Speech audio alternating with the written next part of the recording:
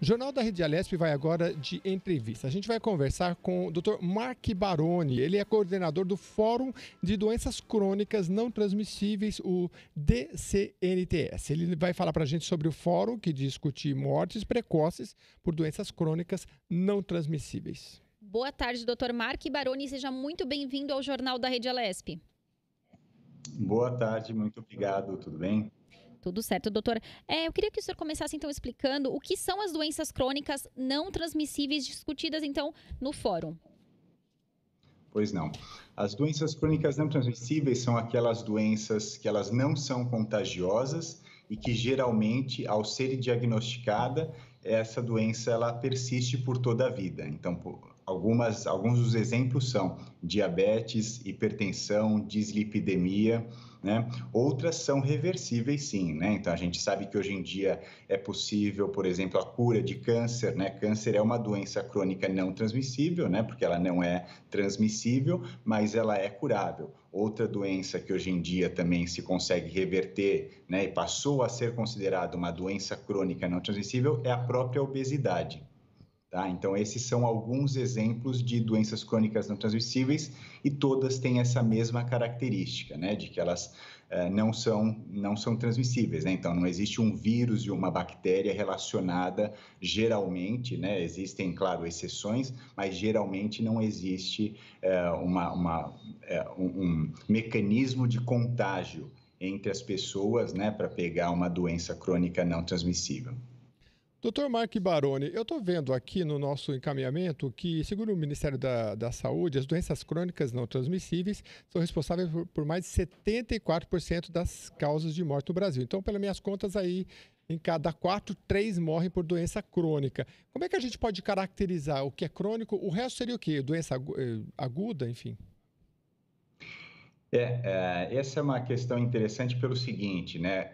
Antigamente, as pessoas morriam muito mais por doenças que elas eram transmissíveis, né? Então, elas pegavam as diferentes doenças através de vetores diversos, né? Então, a gente sabe, por exemplo, Zika, chikungunya, né? Se fala muito, né, dessas doenças, principalmente quando está em um surto, né, uma epidemia de doença, né, e por isso as pessoas muitas vezes morrem dessas doenças, né? Mas, ao mesmo tempo, enquanto essas doenças ainda acontecem no Brasil, hoje em dia as doenças crônicas não transmissíveis, elas acontecem de forma muito mais expressiva em toda a população, né? E muitas vezes as pessoas não se dão conta exatamente por elas terem essa característica de cronicidade. Então, elas duram a vida toda da pessoa e tem pessoas que muitas vezes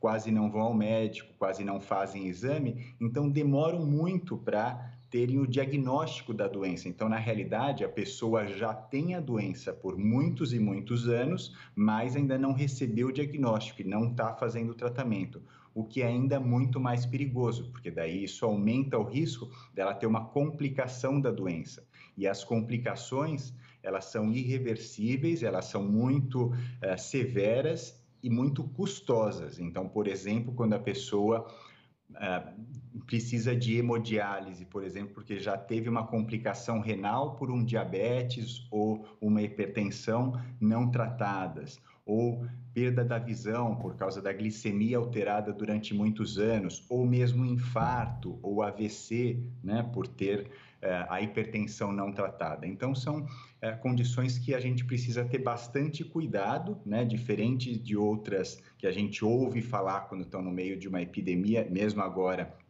Por exemplo, a própria Covid-19, né, é claramente uma pandemia de uma doença transmissível, diferente das não transmissíveis, né? Apesar de que a gente pode falar um pouquinho também aí dos riscos muito maiores das pessoas que já têm doenças crônicas não transmissíveis e principalmente quando elas não estão bem controladas, caso elas sejam infectadas pelo novo coronavírus. Agora, doutor, a pandemia do novo coronavírus, a gente sabe que algumas pessoas deixaram de ir ao médico, de fazer exames. Então, provavelmente, também a pandemia tenha dificultado o diagnóstico aí de pacientes com doenças crônicas não transmissíveis, né? Agora, eu queria que o senhor falasse um pouquinho para a gente, não sei se o senhor tem números disso, como a pandemia tem atrapalhado, então, esse tipo de diagnóstico. Uhum.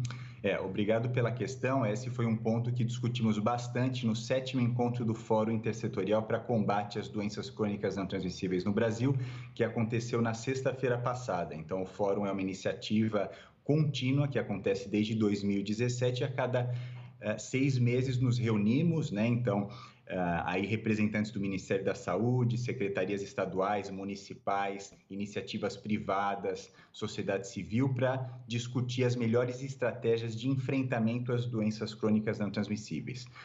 Em relação ao Covid, se discutiu, claro, esse impacto que teve, né? E o impacto, tanto o impacto que teve sobre a população. Então, veja, hoje em dia já se sabe que só no Brasil, mais de 60% das pessoas que morreram de Covid, elas tinham outras doenças, elas tinham comorbidades e a maior parte delas doenças crônicas não transmissíveis. Então, ou doenças cardiovasculares ou diabetes, principalmente. O que foi um ponto bastante delicado discutido durante o encontro do fórum, porque isso já era sabido, já se sabia que existia esse risco, tanto devido à pandemia de SARS no começo dos anos 2000, como devido aos dados que vieram da China e da Itália, que mostravam que pessoas com diabetes, com doenças cardiovasculares e com outras doenças crônicas tinham um risco muito maior, né, de ter aí uma evolução pior caso infectadas e de vir a óbito. E a gente não se antecipou de forma adequada para proteger melhor essas pessoas e, portanto, levar um número menor de mortes. Então, o número enorme que a gente vê de mortes que aconteceu no Brasil, a grande maioria deles, mais de 60% deles, está relacionada a pessoas com doenças crônicas não transmissíveis. Doutor, qual que é a especialidade do senhor? Saúde pública. Saúde pública. Não, porque o senhor está falando aí, eu estou lembrando aí, eu não sei se é verdade ou não, da síndrome do estudante de medicina, que ele acha que tem todas as doenças, né? Eu estou olhando aqui as principais doenças crônicas e são aqui, ó, colesterol alto. A maioria da população olha aqui e fala, ah, nossa, deve ter isso. DPOC, hipertensão. É incrível como os 3 primeiros aqui estão relacionados à Covid, né? Eu queria saber do senhor o seguinte, que participou desse 7º encontro do fórum.